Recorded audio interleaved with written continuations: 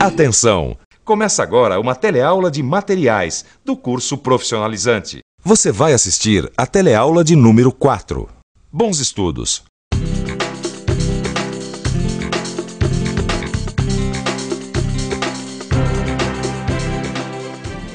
Você vai ver na teleaula de materiais de hoje como evoluiu a industrialização de produtos fabricados com metais ferrosos. Vai ver toda a evolução da siderurgia, desde a antiguidade até o desenvolvimento da produção do ferro gusa. Você que assistiu a nossa última teleaula sabe da importância do ferro gusa para a produção de alguns materiais, especialmente aqueles materiais mais usados na indústria moderna, como é o caso do ferro fundido e do aço. Agora, você vai ver por que o homem levou tanto tempo para dominar a produção do gusa.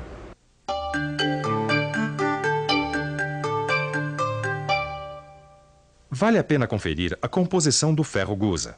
Para quem não sabe, o ferro gusa é um material duro que quebra com facilidade. Ele é uma liga de ferro e carbono com um pouco de silício, manganês, fósforo e enxofre.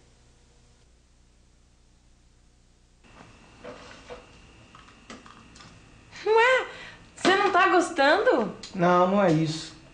O material até que é legal, mas eu acho que se a gente quer entender bem o assunto, a gente tem que estudar a história. História? Não, peraí.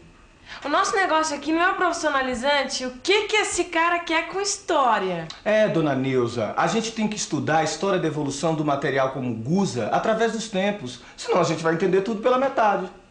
Quer dizer, a história da tecnologia de produção do ferro gusa. Exato. A gente tem que ir fundo, tem que ver como as coisas chegaram onde estão. Profundo esse comentário do meu parceiro Edgar, você não acha? É mais profundo que os buracos que os antigos cavaram para obter o ferro. Ferro. Este é o tema do nosso programa de hoje.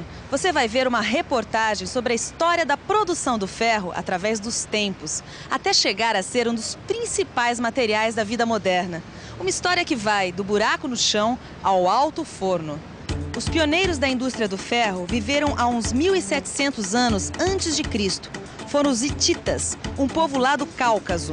Para produzir o ferro, os hititas faziam um buraco no chão e dentro dele aqueciam a mistura de minério e carvão vegetal. O resultado da mistura era uma massa que os hititas batiam para eliminar as impurezas e depois forjavam. Com esse processo, os hititas viraram grandes fabricantes de armas, como punhais, espadas e armaduras, que faziam grande sucesso nas arenas e nas formidáveis batalhas do mundo antigo. Depois do buraco dos hititas, a indústria siderúrgica no mundo antigo deu mais um passo com o forno semi-enterrado. Nele eram colocadas as camadas de minerais de ferro e carvão. Foi aí que surgiu uma grande inovação: o sopro de ar de fole manual, que aumentava a combustão. É um sistema que, de certa forma, é usado até hoje por quem sabe fazer churrasco. A brasa era constantemente soprada pelo fole e a temperatura chegava até 1.200 graus. Assim, o forno semi-enterrado produzia uma massa pastosa de ferro, onde o oxigênio era eliminado por redução. Bom, para você ter uma ideia de como o uso do ferro foi aparecendo em diversos países através dos tempos, fique por dentro. Depois dos pioneiros hititas, que dominaram a produção do ferro no Cáucaso, em cerca de 1700 a.C., o ferro foi aparecer no Egito e na Grécia em torno de 1100 a.C. Depois, ali onde hoje é a Áustria, por volta de 900 a.C., e onde viria a ser a Itália, cerca de 600 a.C., e nos territórios hoje ocupados pela Espanha, França e Suíça, aí por 500 a.C. Tudo o que você está vendo neste programa está lá no seu livro de materiais do curso profissionalizante. Não se esqueça de estudar e de fazer os exercícios. Aí você vai ver que o passo seguinte na evolução da produção do ferro no mundo antigo foi a elevação das cubas acima do solo. Com as cubas acima do solo, a combustão era ativada por foles movidos a energia hidráulica. Essa energia também movia os martelos usados para bater o metal que saía do forno. É mole? Não devia ser mole para aquele pessoal na época antiga produzir o ferro mesmo, hein, Nilza? É, mas quando veio a Renascença na Europa, aí pelo século XIV, tudo começou a melhorar, não foi? Olha, pelo que eu sei, o grande avanço naquela época foi na parte dos fornos. Os europeus, no início do século XIV, já conseguiam temperaturas elevadíssimas nos fornos.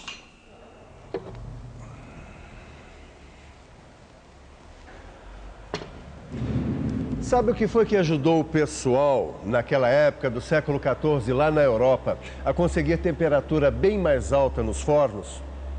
Foi esse negócio de insuflar ar. Com isso, eles conseguiram uma temperatura mais alta. Com a temperatura mais alta, conseguiram fazer o ferro absorver o carbono. E com o ferro absorvendo o carbono, conseguiram fazer com que ele saísse líquido do forno. É mole? Nessa época, no século XIV, começou mesmo a fundição. Quer dizer, aquele ferro que eles produziam naqueles fornos saía líquido e depois que endurecia, podia ser derretido de novo para ser vazado em moldes. Compreende? Era o começo tanto do alto forno quanto da fundição.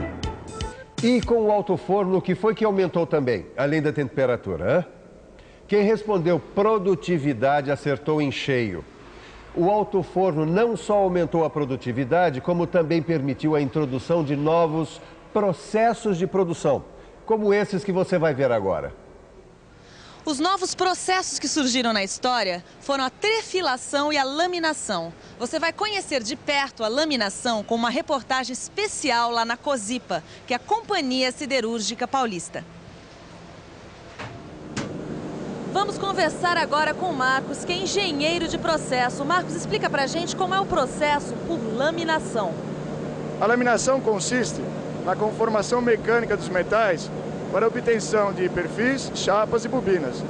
No nosso caso, a linha é de laminação de produtos planos. Obrigada. Vamos ver agora como é a laminação em outras palavras. Na laminação, o material é transformado em chapas. A laminação, assim como a trefilação, é um processo obtido por conformação mecânica.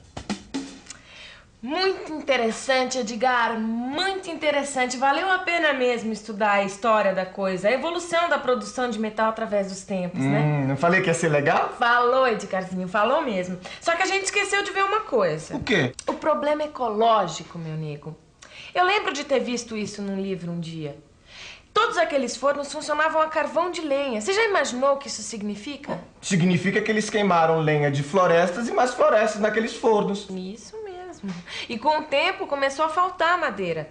Até que no século XVIII, na Inglaterra, eles acabaram descobrindo o coque. Eu nunca tinha ouvido falar sobre o coque. E você, já tinha? O coque é um combustível sólido, feito através da destilação do carvão mineral. Com o coque, ficou mais fácil alimentar o alto forno para a produção do ferro gusa. Tudo bem, Nilza, tudo bem. A gente já ouviu um monte de coisa sobre a história da produção do ferro gusa. Mas eu pergunto, e hoje? Como é que fica a produção do gusa? Os alto-fornos ficam dentro de grandes complexos industriais chamados usinas siderúrgicas. Uma companhia siderúrgica produz milhões de toneladas de aço por ano. O alto-forno é o principal equipamento para a produção metalúrgica do ferro gusa. Ele é construído com tijolos, mas tem uma carcaça protetora de aço. Os tijolos que formam o forno por dentro são refratários, quer dizer, resistem a grandes temperaturas. Um alto forno tem 3 zonas fundamentais. O fundo é chamado de cadinho, a segunda seção é chamada de rampa e a seção superior é chamada de cuba. O gusa é depositado no cadinho. Aqui, as impurezas são separadas do metal. Depois, já na rampa, acontece a combustão e a fusão. O ar que é soprado sob pressão facilita esses processos. Aqui, na cuba, é que são adicionadas as cargas de minério de ferro, carvão e calcário. A cuba ocupa mais ou menos 2/3 da altura de um alto forno. Você já conhece as 3 seções. Agora vamos ver como é a química da coisa. Quando o minério de ferro, o coque e os fundentes são introduzidos na parte superior da rampa, olha só o que acontece. Os óxidos de ferro sofrem redução, quer dizer, o oxigênio é eliminado do minério de ferro. O carbono é incorporado ao ferro líquido, as impurezas do minério se derretem e o gusa se funde. Com todas essas reações químicas e mais algumas que você vai estudar no seu livro, é que se produz o ferro gusa numa usina siderúrgica. Para quem quer estudar mecânica, vale a pena conhecer melhor sobre o funcionamento de um alto forno. Alto forno. Esse aqui é o fogão, a cozinha de uma siderúrgica. É isso mesmo, Neuza. Mas a gente precisa estudar mais sobre o alto forno. O que acontece nessa panela gigante. Por exemplo, a zona de fusão, os óxidos, os fundentes. Bom, isso a gente estuda no livro, né? Mas agora o mais importante é você conferir a revisão. E atenção, se liga aí que é hora da revisão. Na nossa teleaula de hoje, você viu como evoluiu a produção do ferro através da história. Você viu como tudo começou, com os primeiros fornos há 1700 anos antes de Cristo. E acompanhou a evolução dos fornos com a introdução dos foles e outras inovações tecnológicas, que proporcionaram um aumento cada vez maior da temperatura dos fornos, até chegar nos altos fornos no século XIV. Você viu também tecnologias de conformação do aço, como a laminação. E acompanhou a origem da produção do coque, um mineral que, junto com o carvão vegetal, é usado como combustível dos altos fornos. Assim como viu todos os passos e algumas reações químicas que acontecem lá dentro de um alto forno, numa moderna usina siderúrgica.